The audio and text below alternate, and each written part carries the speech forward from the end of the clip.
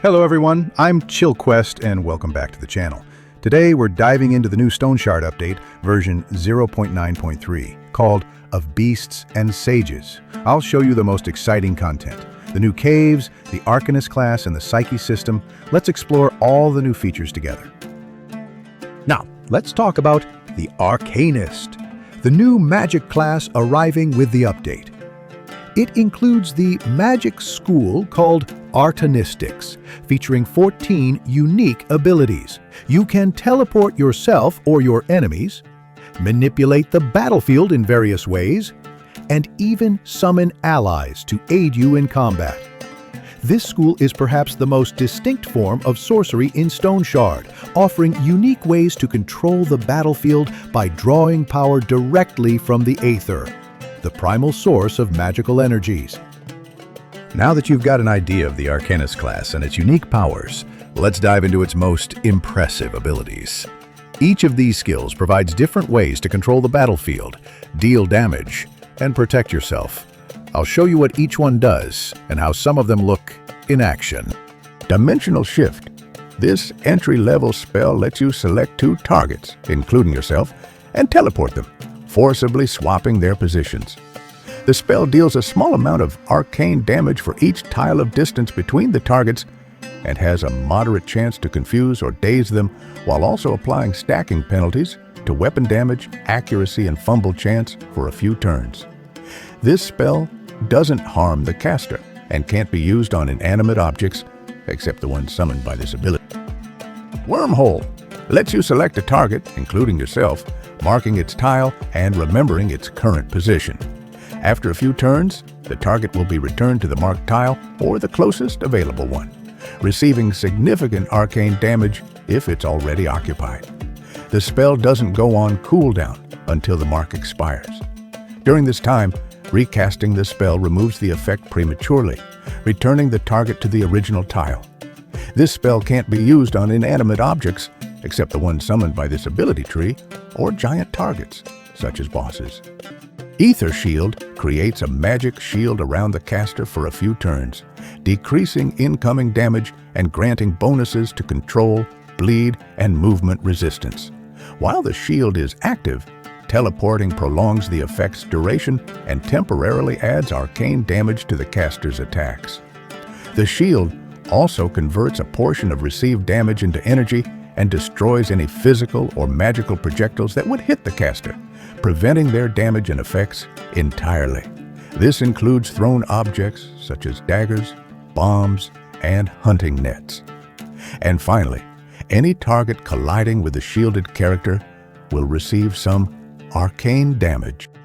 Schism lets you select a 5x5 tile area, dealing arcane damage to all targets within it. Afterwards, knocks back all enemies in a 1-tile radius away from the area's center and pulls all enemies in a 2-tile radius towards it, forcing them to collide. All affected enemies also have a chance to be staggered or immobilized. Stasis applies stasis to a selected target for a few turns. While in stasis, the target is immune to all damage types except arcane. Until the effect expires, stasis also freezes all of the target's cooldowns and the duration of other active effects. When stasis expires or is removed, any arcana damage received by the target over the course of the effect's duration is dealt in a 3x3 area with a chance to stun or immobilize all affected targets. Teleporting a target with stasis removes the effect prematurely and doubles the chances to stun and immobilize. This spell can't be used on inanimate objects, except the ones summoned by this ability tree, or giant targets, such as bosses. Mana Crystal summons an inanimate magic crystal on the targeted tile, which persists for 8 turns. Each turn, the crystal shoots a bolt of arcane energy at the closest enemy, prioritizing the ones with low health. Teleporting the crystal causes it to shoot 3 arcane bolts, spreading them between random enemies within its range. the crystal stats change dynamically depending on the casters.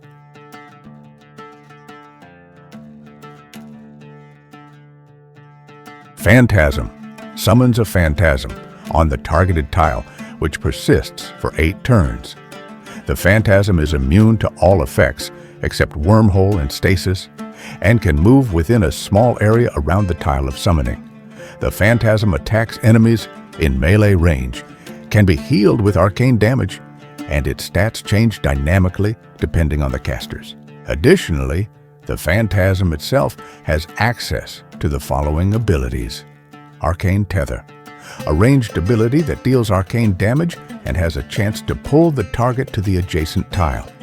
Mana Siphon, an empowered strike that burns the target's energy, transferring it to the caster. Consonance, performing a miracle while casting arcanistic spells, prolongs the existence of the summoned phantasm by 1 turn. Teleporting the phantasm instantly refreshes its active cooldowns and moves its tether tile to the new location. And finally, let's move on to the passive skills, those hidden bonuses that complete the Arcanist's power.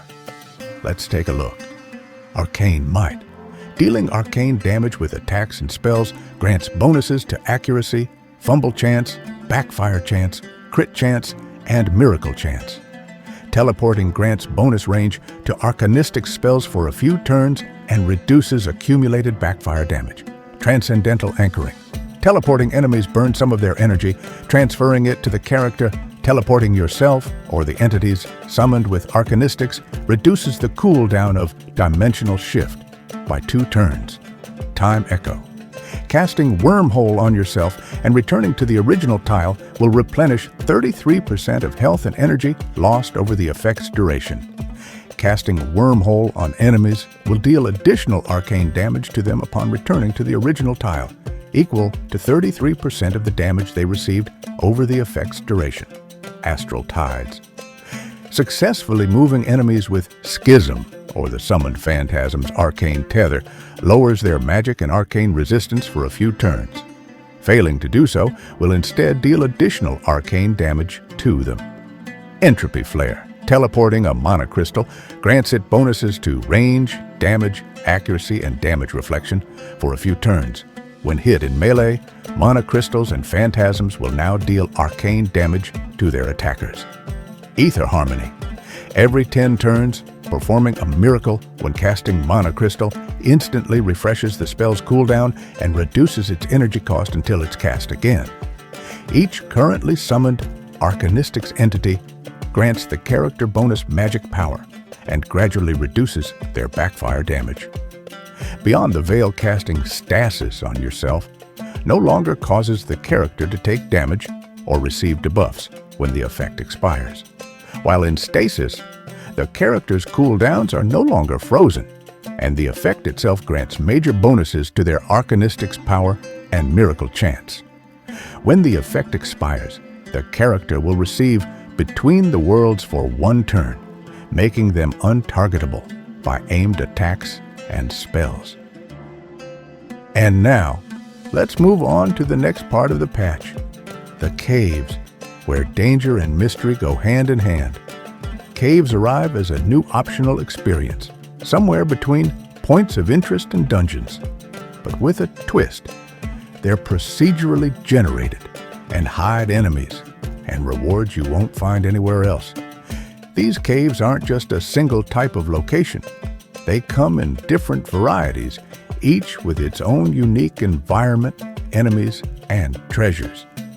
From regular animal dens and bandit hideouts, to mines rich with ores and overgrown caves teeming with rare plants and dangerous new beasts, there's always something new to discover around every corner.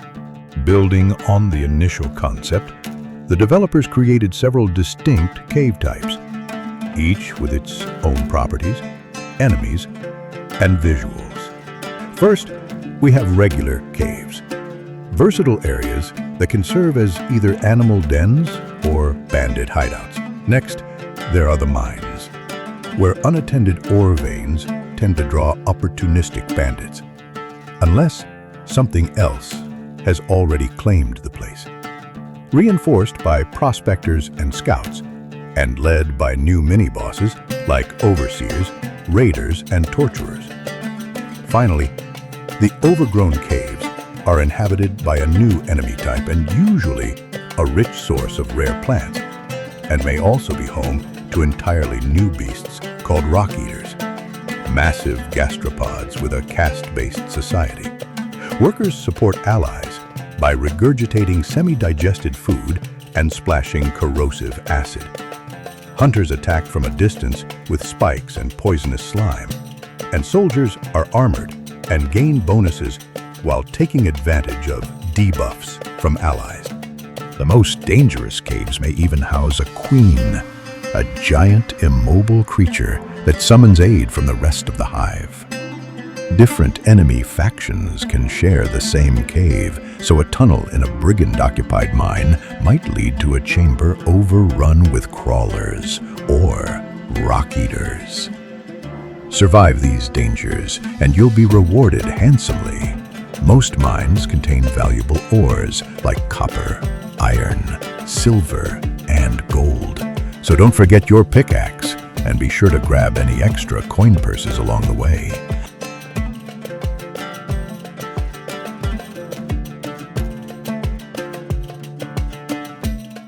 The new Psyche System is all about balancing your mercenaries' long-term lifestyle with the challenges they face in the field.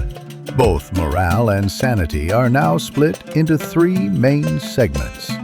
For morale, these are situations, diet, and sleep. Situations cover what happens during combat and exploration. Diet reflects how balanced and varied your meals are. And sleep is, well, regular rest helps keep your morale steady. Sanity works similarly. Situations again play the biggest role, affected by encounters, battles, and magical events.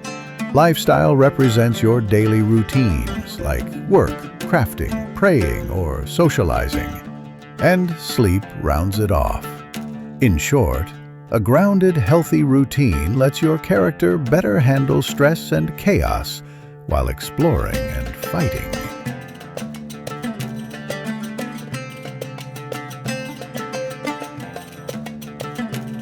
On top of this, Psyche states themselves are now simpler and easier to understand.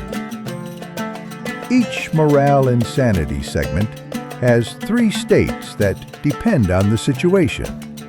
No enemies nearby, high health with many enemies nearby, or low health with at least 1 enemy.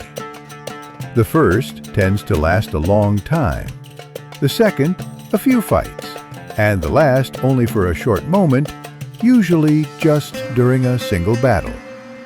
This makes it clear what your mercenary is feeling at any time and adds a lot of roleplay depth. And those were the most important highlights of the patch. On top of the big features, the developers also added plenty of smaller updates across different areas. In gameplay, we get 25 new pieces of gear, including belts, chest pieces, cloaks, and gloves, some of them unique, plus 4 new dishes to boost your mercenary's stats, and a brand new quest at Manshire Winery called Stolen Wines Always Bitter. On the economy and caravan side, there are now 27 new caravan events, 6 for Daryl, 10 for Leaf, and 11 for Alda, including repeatable gift events and opportunities. Steam players also get 3 new achievements and a set of community items like trading cards, emoticons, and backgrounds. Finally, regarding characters and abilities, everything is balanced to complement the new features and ensure a smooth gameplay experience across the board. And if you want to explore even more, from all the new abilities to every specific gameplay change, I've left a link in the description with all the details. Thanks so much for watching all the way through. Don't forget to leave a comment letting me know which update you're most excited to try. I can't wait to hear your thoughts.